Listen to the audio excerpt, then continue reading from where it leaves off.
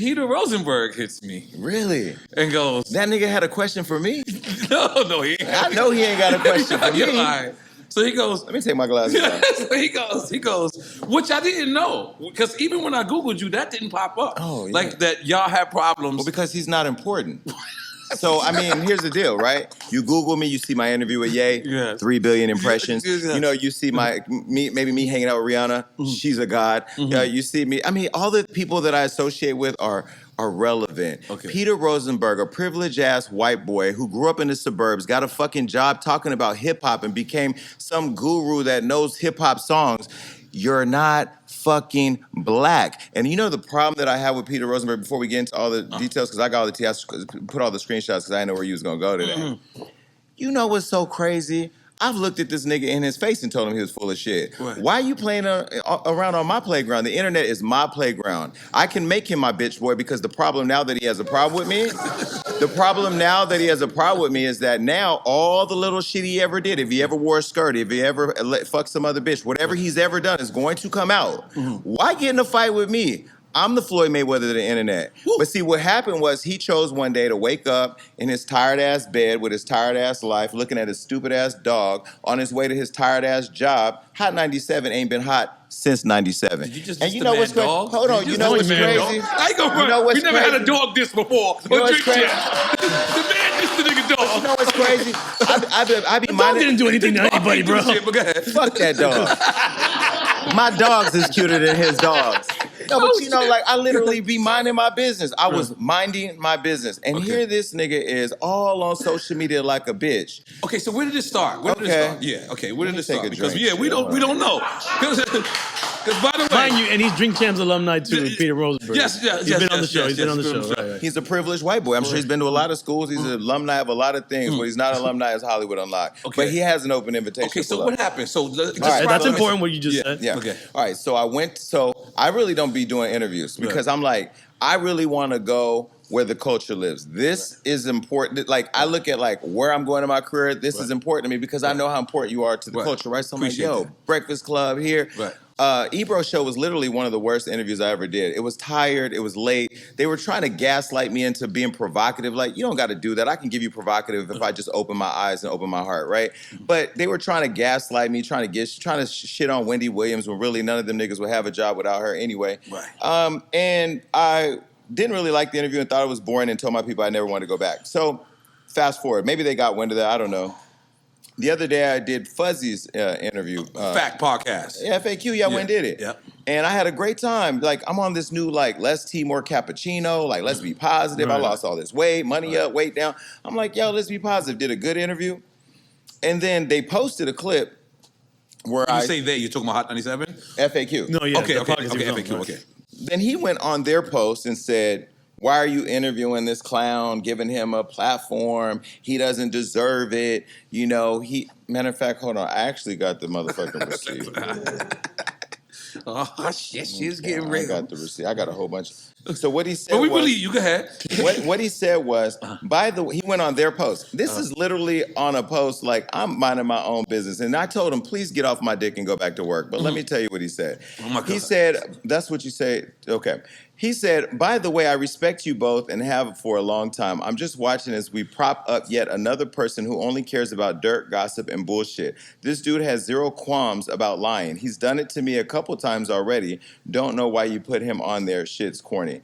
And I said, ha, ha, ha, don't be mad because I don't kiss your ass. You're a company man and I'm self-made. There's a difference. P.S. Here you are commenting like a fan. Don't you have a 9-to-5 to go to? That's where it started. Right. Okay. Now, So this is recent. This was just literally a few days ago. Okay. I don't know what Hot 97's policies are for employees playing around on the clock. Right. But when he's clocked in, he should mind his motherfucking business. And then I got to thinking, like, it's Black Future Okay, but hold on. Because, But what would happen before that? Nothing. Nothing. Nothing. I didn't have no... Nothing. Okay. So this is out the blue beat? Oh, wait. I do think I know what it was. Okay. I went on the Breakfast Club to talk about Karen Civil because you know she tried to take me out. Right.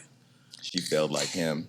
And when I went on the show, I had went on and looked at their commentary. I watched to see what everybody was saying because everybody that's listening doesn't really understand the politics in the industry. There's a lot of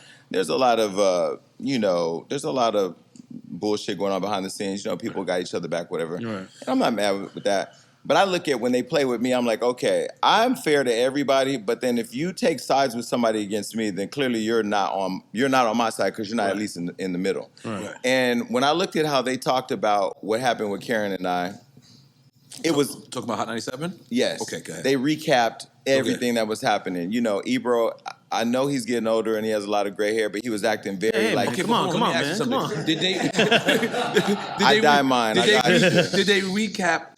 You and Karen's beef, or they recap the episode, the episode with the Breakfast Club? Well, they're never going to recap the Breakfast Club because they're getting beat by them. So they're getting beat by them in every number, in every area of the business. But no, they recapped the situation. Okay, that's what I'm asking. Okay, but they hadn't done all their research. They didn't. Maybe they don't have a Googler. Maybe they don't have a computer over there. They didn't do any research, and so the way they recapped it was very watered down and it was very lazy. And that's clearly why their show is falling behind Power 105 and the Breakfast Club. So I criticized and I was just like, yo, this was lazy journalism. You clearly didn't do your research, and it was bullshit. I think that's where I hurt his feelings. Yeah. And then okay. And so he waited. He waited. He waited, and then I guess he took this as an opportunity to jump into the conversation. So now here we go. What I like about you is immediately you said, but you gave him your platform to talk on. And this is not the first time I've seen you. He would have him on his platform. Have a discrepancy. That's dope. Like, this is not the first time I've seen you say that. Like, you have a discrepancy with somebody and then say, you know what, I'll invite you on my platform. Yeah. Now, is that solely because you can control the atmosphere, or is that because you feel everyone deserves a voice to speak?